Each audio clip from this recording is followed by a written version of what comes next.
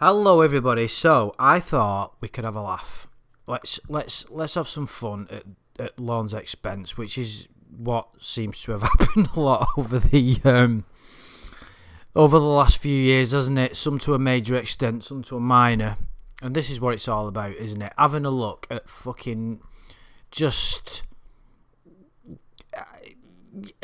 every time I go back to this kind of stuff, it staggers me with it really does. And basically myself and Shins Koala are going to be doing another stream in the next couple of weeks, and I know that, you know, going over Lorne's bizarre legal arguments, and I was sending him a couple of documents today, and in doing so sort of stumbled across this. This is the court's response to his claims. Now, I don't obviously the reason we have Shins Koala on is because he knows the legal system inside out. So I don't know exactly. All I know is that this is the court's response in response to his bizarre claims of being poorly treated. So let's just go over it. Because the brief bits that I read, this is fucking funny. Appellant admits that he arranged to meet in person on October the 18th, 2007, drove from his home in Tennessee to a public location. Blah, blah, blah, blah. Appellant pleaded guilty to violating in interstate commerce to engage in illicit sexual conduct and attempted unlawful transaction with a minor.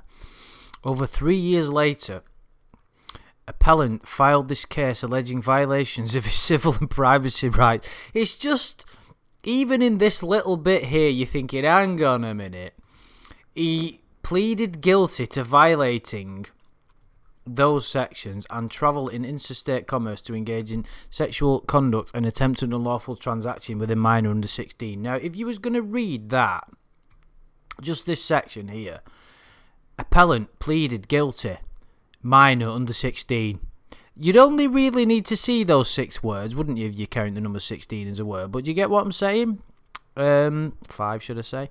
But those few words there, appellant pleaded guilty, transaction, minor, under 16. That's all you need to know, but no. Appellant filed this case alleging violations of his civil and privacy rights and contending that he suffered great mental and emotional problems as a result of NBC Universal's libel, slanderous, and defamatory accusations. Do you know what's kind of funny? Is I get the impression that whoever wrote this was laughing as much as we are now. That is, you know, the way that they quote him, libel, slanderous, and defamatory accusations. It's like you can kind of feel the humour coming out of it, can't you? In support of his claims, the appellant alleged that the broadcast of the report, which included his sexually explicit conversations, and the posting on NBC News web and the posting on the NBC News website of a link to a third-party site with a transcript of those conversations caused him emotional distress. I've never fully understood the angle he was coming from here, and that's probably because there is nothing to understand. You can't reason with stupid, can you? But it's a little bit like saying that, you know, you murder someone and you suffer emotional distress as a result of the trial, so you're going to sue the cops. You know, that's literally what he's fucking saying, isn't it? You know, oh, I was distressed because they uncovered my fucking bizarre, twisted nature, so I'm suing them. I mean, what? He sought 40 million in damages. Oh, I just... No words. Prior to the appellee, NBC Universal being served, the district court dismissed as time barred appellant's claims to pursue 1 year statute of limitations. This is something Shin will have to go over because I don't get this fully. The legal system in England seems to be a lot more straightforward to its either credit or its downfall, probably the latter. The court also dismissed appellant's claims. Did I say dismissed then? Dismissed appellant's claim for violations of the journalistic code of ethics, finding no cognizable federal or state law claim for such violations. Yeah, I think I went over this in a previous video. I was like, yeah, what the fuck are you going on about, man? On September the 17th, 2012, the District Court granted appellee's motion to dismiss appellant's remaining... Right, just skip over that. In dismissing appellant's invasion of privacy claims, the court focused on the public nature of appellant's admitted conduct. The public nature of appellant's admitted conduct, in other words, what he's fucking done, and the legitimate public interest in the topic of crime generally and online sexual predators specifically. The court noted that appellant engaged in all of the conduct at issue in public places, first by affirmatively seeking and conversing with a stranger he believed to be a 13-year-old girl in a public internet chat room, and then by driving from Tennessee to Kentucky to meet the stranger at her house. The court found that in doing so, appellant relinquished any privacy expectations and could not maintain invasion of privacy claims from any action stemming from his public and criminal behaviour. Listen, I know that I'm saying I don't fully understand his kind of, what angle he was coming from, but I always try to see if I can find that glimpse of, that little bit of sanity of where it came from and then got distorted into, a just pool of complete nonsense. But I can't even find that little spark. It's like, how could invasion of privacy? He turned up in what he thought was a 13-year-old girl's house where the parents have gone away for the weekend, and he's claiming an invasion of privacy. I mean, it just... No, listen, I know I fucking say I don't agree with the ongoing fucking psychological bullying or whatever it is of Lorne. I don't, but I get... if there's one person that you could say is asking for it in the world, it's fucking Lorne, isn't it? It's just, what on earth is this guy on? It just beggars belief, doesn't it? Invasion of privacy claims. The court found that appellant's claim for harassment was better characterised as a claim for intentional infliction of emotional distress. Intentional infliction of emotional distress. The court concluded that the facts alleged by appellants demonstrated that his claims sprang from the publication of his conduct and thus was subject to and barred. In other words, in all this fancy wording, they're just saying he fucking got what he asked for. It's as simple as that. Finally, recognising the well-settled Kentucky law that a plaintiff cannot maintain both a negligence claim and an intentional infliction of emotional distress claim based upon a single set of facts, the court concluded that given the absence of any allegation of physical injury, appellant's negligence claim sounded as one for whatever that is and should be dismissed. In other words, stop talking shite. The district court did not err in dismissing appellant's claims. The decision, therefore, should be affirmed in all respects additionally because of the blah, blah, blah, blah, blah. The court can and should affirm the court's... This should be good. Counter statement. Oh, I fucking like where this is going. Counter statement of facts, because he wrote statement of facts in his original document that he sent to the court to try and wriggle out of it. There is no dispute about the facts relevant to this appeal. Appellant admits in his complaint that he met a person he believed to be a 13-year-old girl in an internet chat room and that he engaged in sexually explicit conversations with her. Okay. He also concedes that he drove across state lines from Nashville, Tennessee to Bowling Green, Kentucky, and met her to meet her, and he was arrested, convicted, and sent to prison for his conduct. I mean, surely this is an open and shut case, guys. There is no dispute about the facts. Appellant admits in his complaint that he met a person he believed to be a 13-year-old girl in an internet chat room, and then he engaged in sexually explicit conversations with her. He also fucking concedes that he drove across state lines from Nashville. So why are we even here? What is the fucking... Where's the grey area? That's what we're looking for. Appellant does not dispute that the report accurately reported these admitted facts. Indeed, appellant does not dispute the veracity of any aspect of the report. Instead, appellant complains that the publication of his admittedly criminal behaviour caused him injury.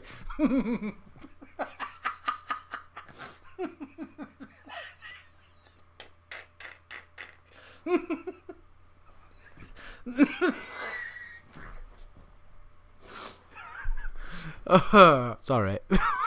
Specifically, appellant claims that the broadcast of the report and the posting of a link to the transcript of the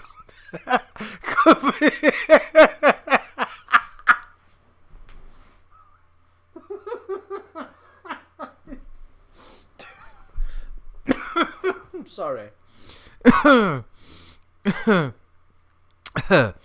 Right, I'll try and compose myself.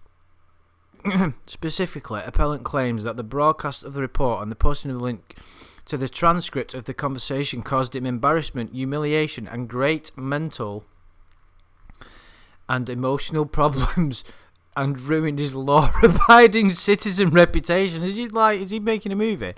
As well as his dreams of becoming a country music star. You can just detect the sarcasm from the writing, can't you? You know, you can just see it when it's like, you can see an invisible sarcasm, if such a thing. Well, we've just discovered it. Appellant asserts 12 grounds for recovery. I went over these in one of the other videos I did. I think it was, I can't remember the name of them. It was like it was quite a while ago, I think, actually. I don't think it was long after this I had to restart the channel. So yeah, I'm not going to go over it, but you can see them there. Well, I'll quickly: injury to rights, media ride along, invasion of privacy, unreasonable search and seizure, overly intruding into law enforcement operations, zones of privacy, harassment. Fucking hell! Look at this motherfucker. Intentional intrusion on right to be left alone. That just sounds wrong. Violating journalistic codes of ethics. Why does he give a fuck about violating journalistic codes of ethics? As if he would ever care about such a thing unless he got busted for trying to sleep with a kid. The fuck. You know,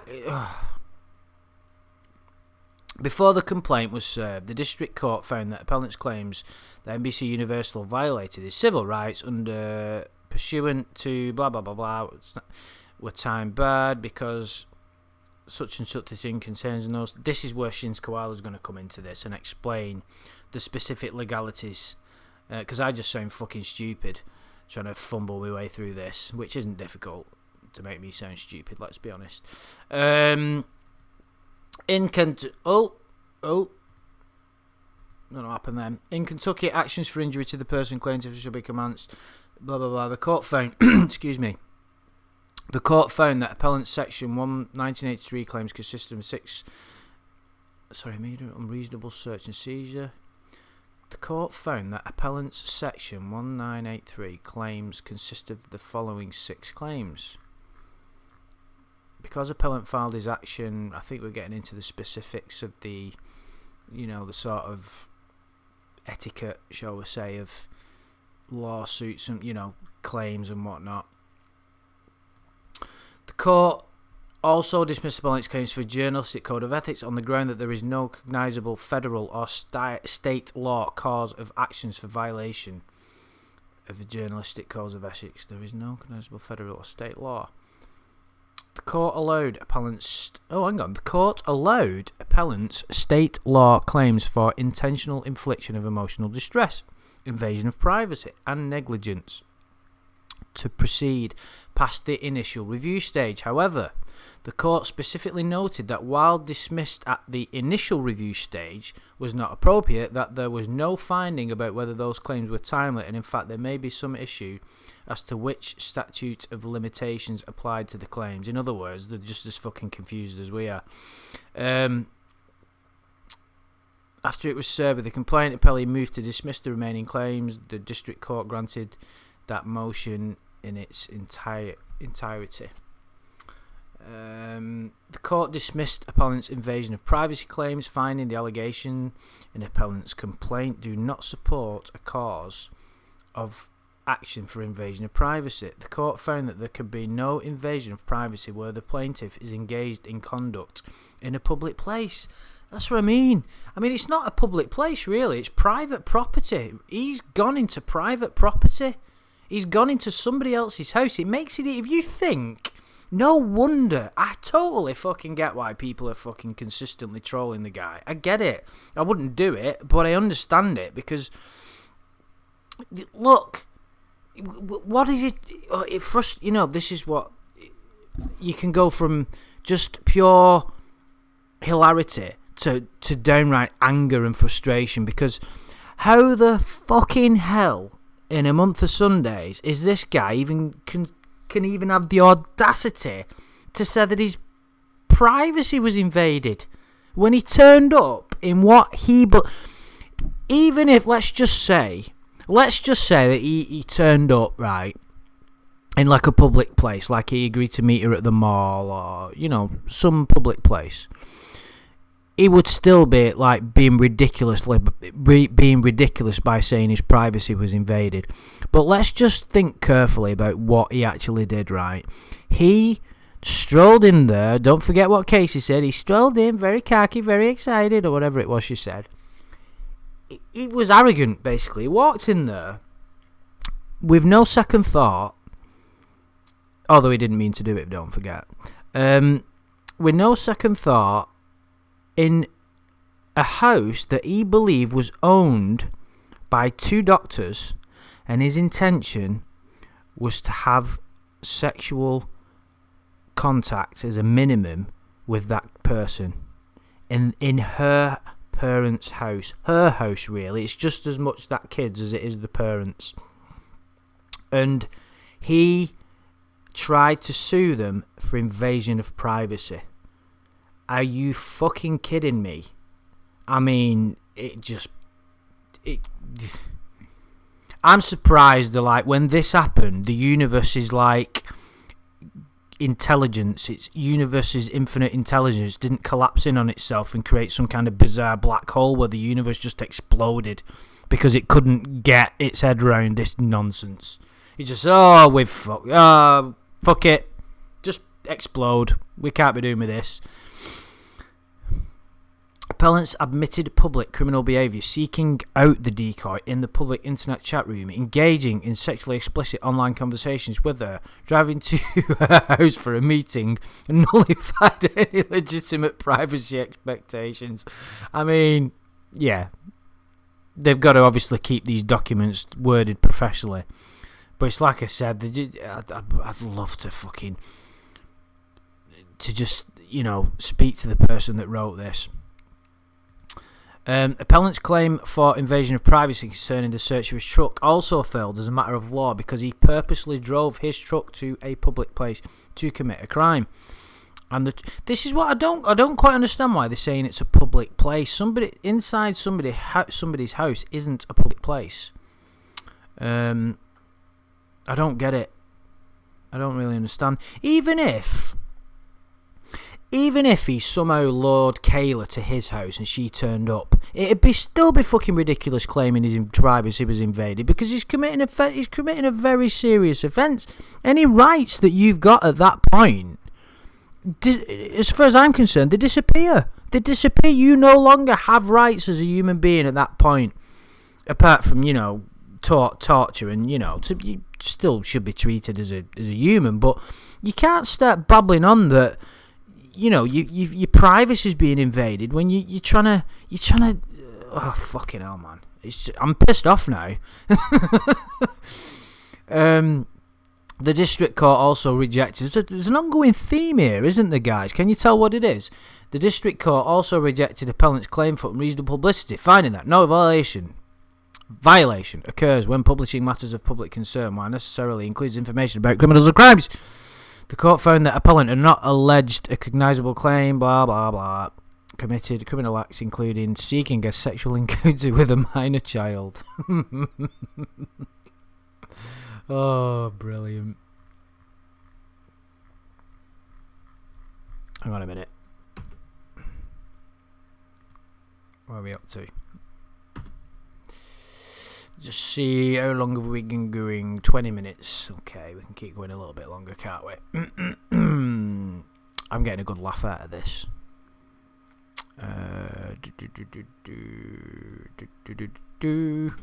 So, appellant claims that the oh right, this is where he goes on about this. Appellant claims that the link was published at the time of his arrest, which occurred on October the 18th, more than 3 years before appellant filed his claim. The court correctly dismissed appellant's claim as time barred. Finally, the district court determined that appellant failed to state a claim for negligence. The district court recognised under Kentucky law. Do you know, whenever I hear the word Kentucky or read it, it makes me feel hungry because all I can think about is KFC. Just thought I'd tell you that. That a plaintiff cannot maintain both a negligence claim. Apparently alleged no physical injuries, only mental and emotional damages in his complaint. As a result, the court dismissed. Summary of the argument. Consistent with well-settled Supreme Court precedent, the District Court properly dismissed appellant's Section 1983 claims on the ground that they are barred by the 1-year statute of limitations applicable to personal injury claims under Kentucky law. The District Court also properly dismissed appellant's claims on the grounds that he was... appellants remain in state, blah, blah, blah, blah. The court should have dismissed those claims as time barred. The court correctly found cannot succeed because appellant had no expectation. I think the fucking wording this quite politely. Really, they must get low. I mean, to be fair, Lorne's got to be like one of the most craziest attempts. You see, it's got to be one of the craziest attempts to get such a. It's got to be up there, but I would imagine that there's probably some, there's got to be some others that are on Lorne's level somewhere in the world that we'll never get to hear about, where people, try and sue in McDonald's for $80 million because they put a stone of weight on at Christmas or something. Some bullshit like that. There's got to be some kind of nonsense with all the crazy shit that happens. Standard of review. The court general reviews the district is this. Right, I think they're just summarising how they can act and maybe citing stated cases. I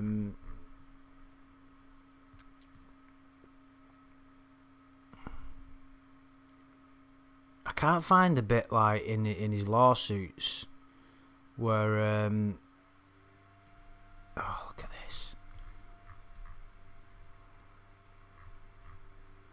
Appellant asserts that his claim is not I haven't really got the time to go over this now.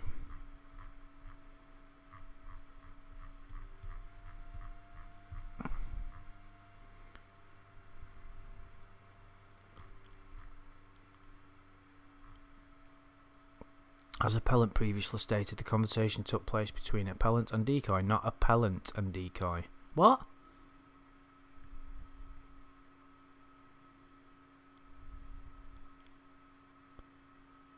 Oh, not appellant and decoy and the rest of the world. NBC contends that appellant's failure to raise the issue below renders it waived on appeal. NBC also struggles further with moreover no evidence of records exist to support his contention that the chats were conducted via instant message rather than an internet chat room. There's kind of loads of bizarre claims that I don't even know anything about. There are the first 5 pages of the chat log between appellant and decoy. If the conversation took place in a public chat room, it would not show only the 2 screen names, it would show every screen name. So they're just basically dismissing or trying to point out his nonsensical claims. There is no way possible that a print out of a public chat room would show only the 2 people chatting. Appellant has approximately 245 more pages of his chat with the decoy as evidence. Brilliant. The chat log was in the appellant's criminal history discovery. He was always babbling on about a discovery package. You remember when he was first contacted and he was babbling on about a discovery package? Therefore, it stands to reason that the district court erred in dismissing his claim, as it should be. It is obvious here that the appellant was deprived.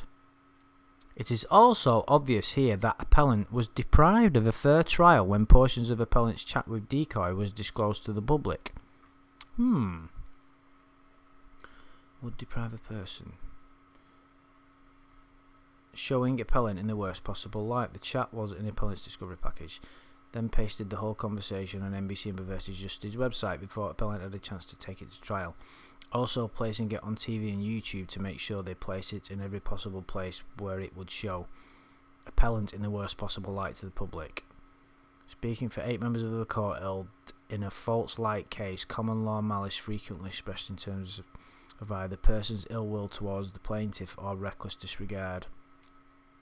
Would focus on the defendant's attitude. Not sure I understand that.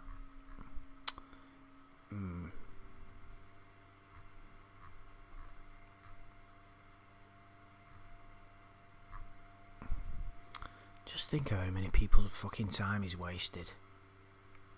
NBC does not want to admit it, but the proof is in the confession of Exhibit D1, and if they want to continue to deny, then they should probably... I mean, obviously this is written by him, isn't it? Transportation of illegal sexual activity and related crimes, coercion, does that say coercion? And enticement. Whoever knowingly persuades, induces, entices or coerces any individual to travel. What? Whoever knowingly persuades, induces, entices or coerces any individual to travel in interstate or foreign commerce or in any territory or possession of the United States to engage in prostitution or any sexual activity for which any person can be charged with a criminal offence or attempts to do so shall be fined under this title or imprisoned not. NBC Universal Media Inc. should have gave more thought before setting up. Oh, you cheeky bastard. Oh my God. Look, he just basically turns it around. It states chapter 117. So he's written this from. Is this in some kind of? Is this some part of legislation? Whoever knowingly persuades, induces, entices, or coerced. Right. So he was persuaded, induced, enticed, and coerced. So that's what he believes. NBC should have gave more thought before setting up illegal setting. Oh my God! There's just no end to this guy's arrogance, is there? Appellant admittedly asserts, like in his initial filing with district court, that he suffered an injury to his rights when the media invaded his zone of privacy. Is his zone of privacy his cock and balls? Does that what he mean? Is that like his? I'm surprised he didn't come out in the chat log and go, "Would you like to see my zone of privacy?" During any search for any reason at any time, it is not necessary for a camera to get so close to a person that the camera is almost touching the person's face. There was no legitimate purpose for this. He's probably right, but so fucking what? What difference does it make? Sue him for a common assault because the fucking glass on the camera touched your nose, you tosspot. There was no governmental interest in a television camera violating a person's zone of privacy. Zone of privacy. Well, what about you violating a fucking young girl's zone of privacy? Right, I've had enough now. Anyway, basically, the idea. This was just a quick video in relation to one I'm going to do in a couple of weeks with Shins Koala. I've sent him some more of the legal documentation, and he's had a look through it. So yeah, it'll be fun. We'll do a live stream in a couple of weeks.